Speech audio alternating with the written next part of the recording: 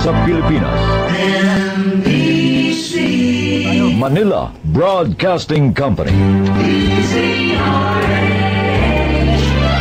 DZRH, member, kapisanan ng mga broadcaster ng Pilipinas. Oktubre 6, 1953, unang sumahimpapawid dito sa DZRH. Nagkamit na ng di mabilang na gawad karangalan. At ng Oktubre taong 2002, ipinagkaloob naman ng kapisanan ng mga broadcaster ng Pilipinas ang Lifetime Achievement Award kay Tia Deli. At ngayon, nasa ika-51 taon na ng pagsasahimpapawid, buong karangalan at pagmamalaking inihahandog ng Manila Broadcasting Company ang kasaysayan sa mga liham kay Tia Deli.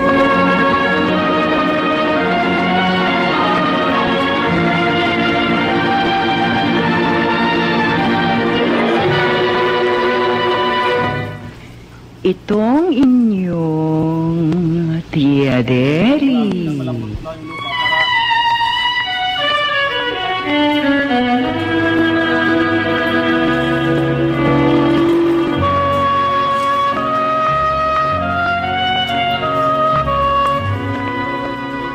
Kumusta, mga ginigiliw kong tagapakinig? Narito na naman po kami sa pagsasadula ng mga pangyayaring lumikha ng suliranin at bagabag na humitik at naging mahalagang bahagi ng buhay. Mataos naming layo ni magdulot na ikagagaan, kundi man tuluyang ikapapawi ng hapdi at kirot ng pagdurusa o agam-agam. Sa huli, ako po'y mag-uukol ng maikling panukala o kuro-kuro na sana'y makasiya sa may-ari ng salaysay, makaaliw sa marami, at kapulutan ng aral ng ibang ang isip ay hinilam ng nanghinang kalooban at nagkulang ng tiwala sa sariling kakayahang bathi ng pagsubok ng kapalaran. Ito po ang kasaysayan sa mga liham sa inyong Tia Deli.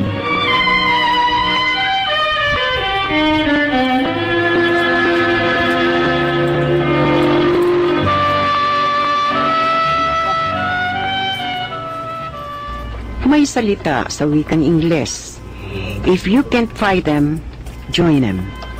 Kung hindi kayang kalabanin, kaibiganin. Madaling sabihin, subalit mahirap gawin. Itong problema ng isang naninirahan sa Molave, Tondo, Maynila. Sumasangguni, ano kaya mabisang gawin? Kukublin natin siya sa pangalang Lena.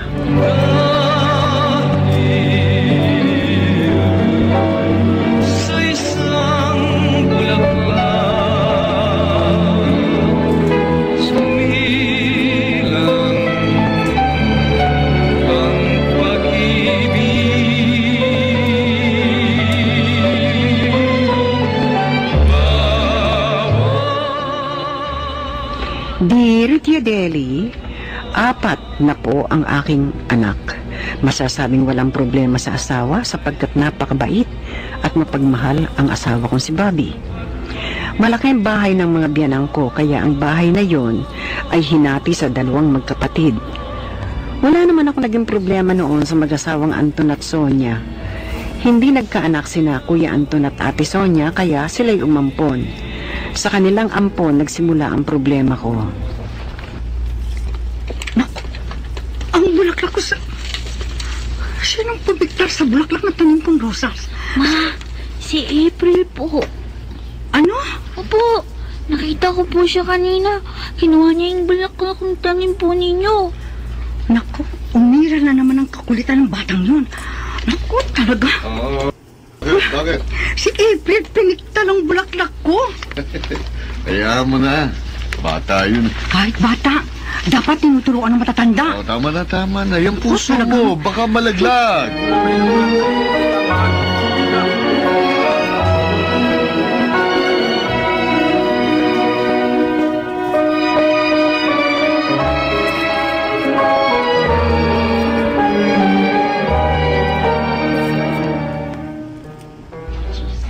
Ate Sonia, ang anak mo may ginawang kalokohan. Ang anak ko na naman? Pinigtal niya ang bulaklak sa tanim kong rosas. Ang tagal ko pa namang hinintay na mamulaklak ang tanim kong yun. Magkano ba ang naging damage? Babayaran ko. Ha? Hayaan mo! Papalitan ko na lang mga halaman mo. Mas maganda at mas mahal. Mura lamang ang bili ko roon. Walang kasi yun eh. Kaya nga lamang, halos 2 taong kong inalagaan yung bago na mulaklak. Kaya nga, babayaran ko eh. Siguro naman hindi yun aabot ng 3,000 piso.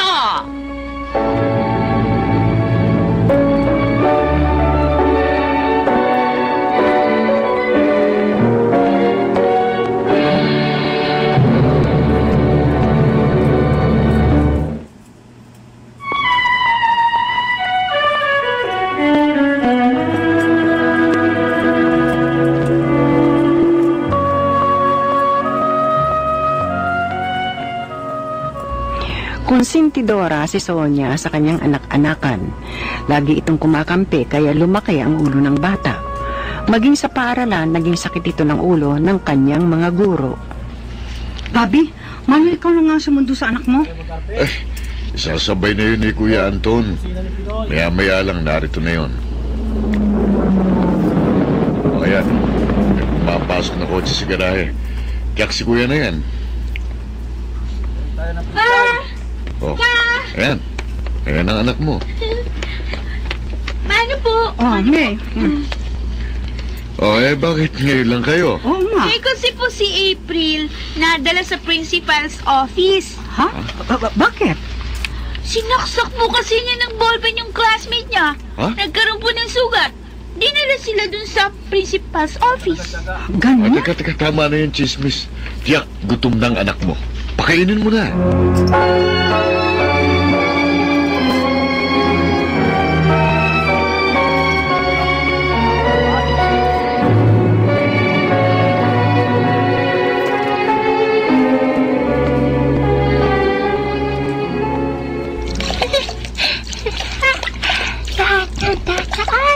Mababasa. Pauulanin ko.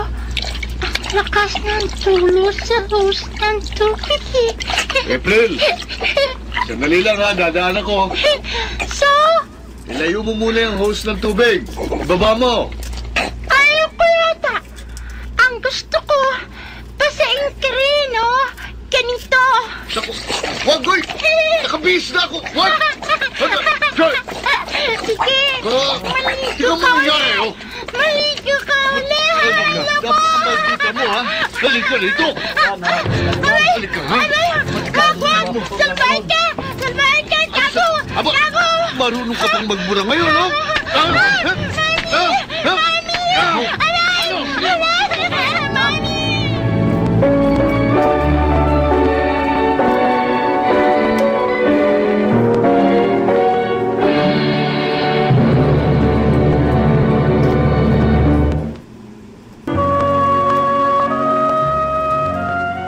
Ang pagkasampal na yon ni Bobby sa anak-anakan ng nakatatandang kapatid umabot sa barangay. Dahil nagreklamo si Sonia, wala naman nangyari dahil napatunayang nagmura sa kanyang uncle si April. Ngunit yun ay naging mitya ng iringan ni Lena at Sonia. Sonia, binigyan mo ba ng ulam sa kabila? Ka ng Sonia. Yung sinasabi ka? Ay, naku. Kala ko naintindihan. Sabi ko, kung binigyan mo ng ulam sa kabila. Ang ibibigay ko sa kanila, hayaan mong pakinabangan na lamang ng baboy. Sonia, Wala nang matitikbang masarap na pagkain ng kapatid mo, tsaka yung asawa niya. bakit naman? May mga walang yan sila eh. Pumapartol sa bata. May katwiran naman si Bobby, ha? Ang anak mo, hinahayaan mong magmura. Hindi nagmumura ang anak ko ha, kung hindi masasaktan. Sinampal na yung bata eh. Di talagang mumurahin siya. Nagmura muna ang anak mo bago nangyaring pagsampal. Kahit na ano pang katwiran mo. Galit ako ha, galit ako ha. Galit ako, Anton, galit ako sa kanila. Kung bakit dito pa sila tumira. Bakit hindi pa sila umalis dito? Sonia, pinaghati sa amin ang bahay na ito. Sa amin ni Bobby. Hindi ba maliwanag yun sa'yo?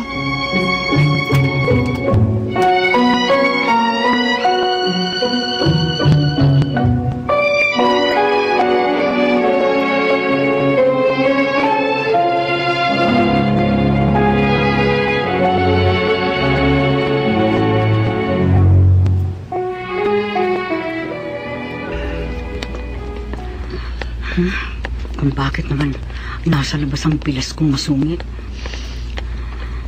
Ay, pabatiin ko na lamang siya. Kasubuan niya. Madadaanan ko.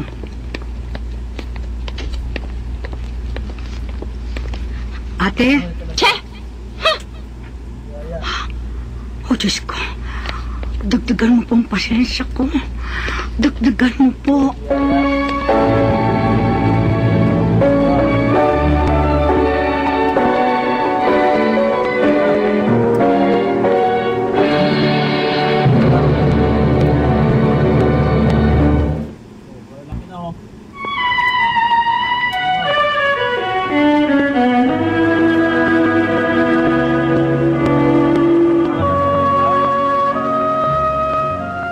Lalong lumala ang namamagitan sa dalawang babae.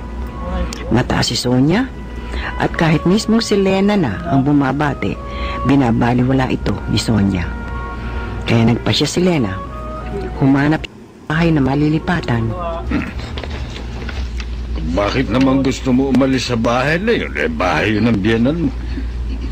Gusto ko po ng tahimik na buhay, Tata Baste. Mas gusto ko dito na medyo maliit kaysa sa bahay na yun na malaki nga. Lagi ko namang nakikitang nakasimangot ang bilas ko. Huwag mo intindihin.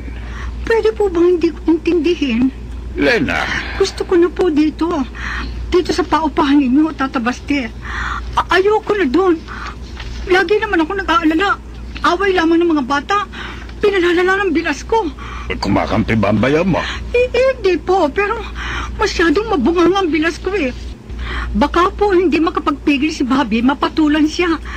Sila namang magkapatid na mag-aaway. Mabuti na yung umiiwas na lamang sa gulo.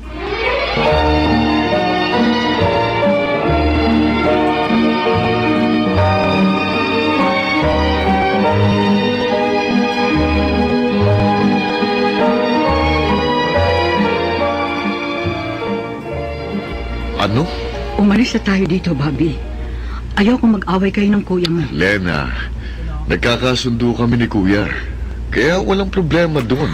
Bobby! Ang bahay na ito, mana namin sa aming mga magulang.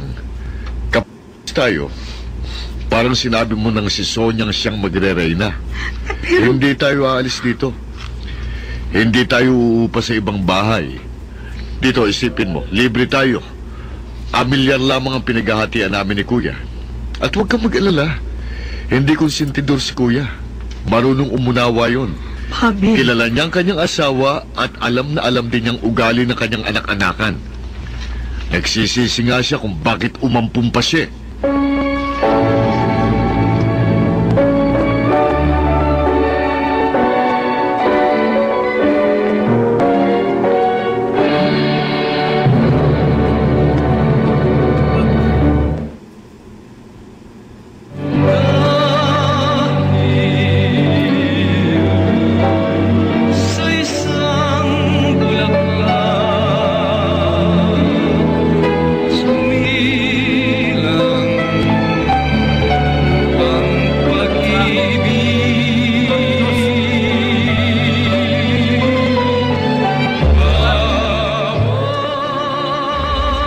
Gusto ko ng tuluyang umalis sa bahay na ito. Ayaw naman ng asawa ko. Hindi ko na alam kung anong gagawin ko sa Delhi. Bakit ba may mga taong katulad ng bilas ko kumakampi sa bata? At batang ampun lamang. Tama bang umalis kami?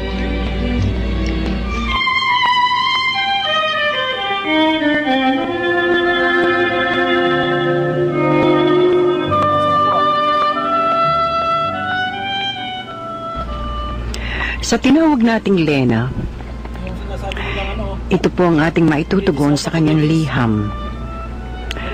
Madalas nang masabi, maging sa magkakapatid, magkakapitbahay, magkakaibigan pa nga kung minsan, nagkakaroon ng di pagkakasundo na lumalala hanggat di nagpapasensya ng husto ang isang panig.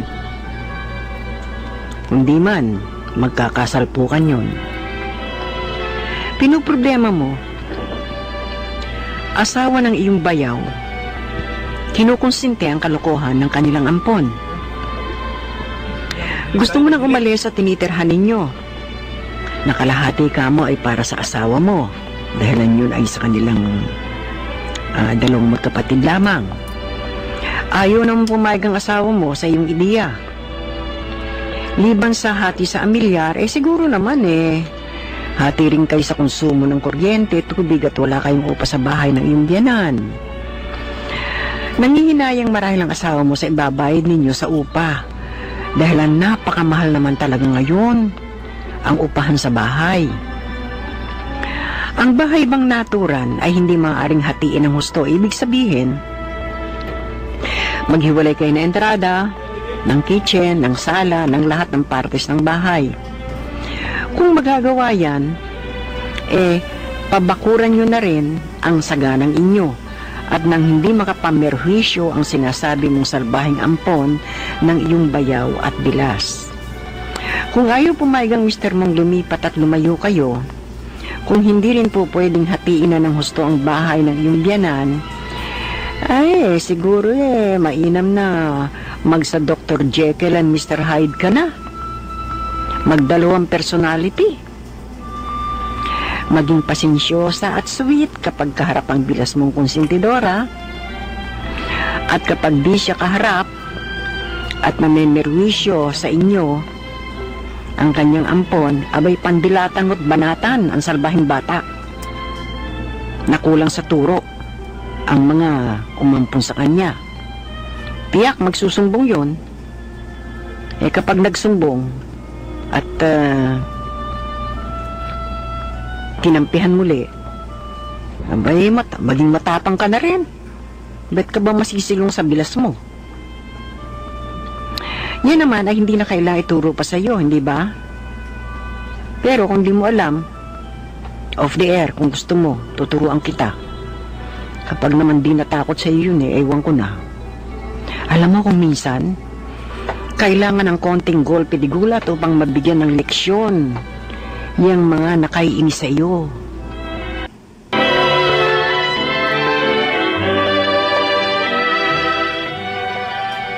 Aral sa isinadulang kasaysayan.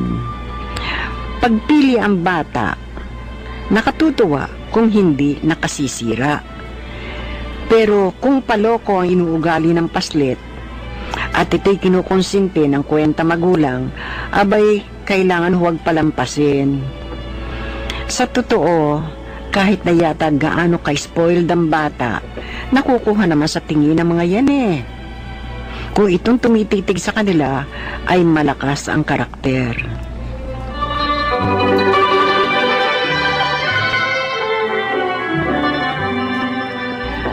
Ang may-ari po ng liham na ating sinadula, naninirahan sa Amulave, Tondo, Maynila. Sa tinawag nating Lena, 200 piso ang tatanggapin mo sa pamamagitan ng koreo. Ang iyong liham ay sinadula sa radyo ni Andrea Liwanag, ginampanan ni Esther Chavez, Phil Cruz, Baby Andrada, June Legaspi, Rosana Villegas at Lionel Benjamin. Musika, Buboy Salonga, tunog, Manny Salas, supervisyong teknikal, Bong Moyar, associate producer, Feina Anuran Banta, direksyon, Antonio de Los Angeles. Kasaysayan sa mga liham kay Tiaderi.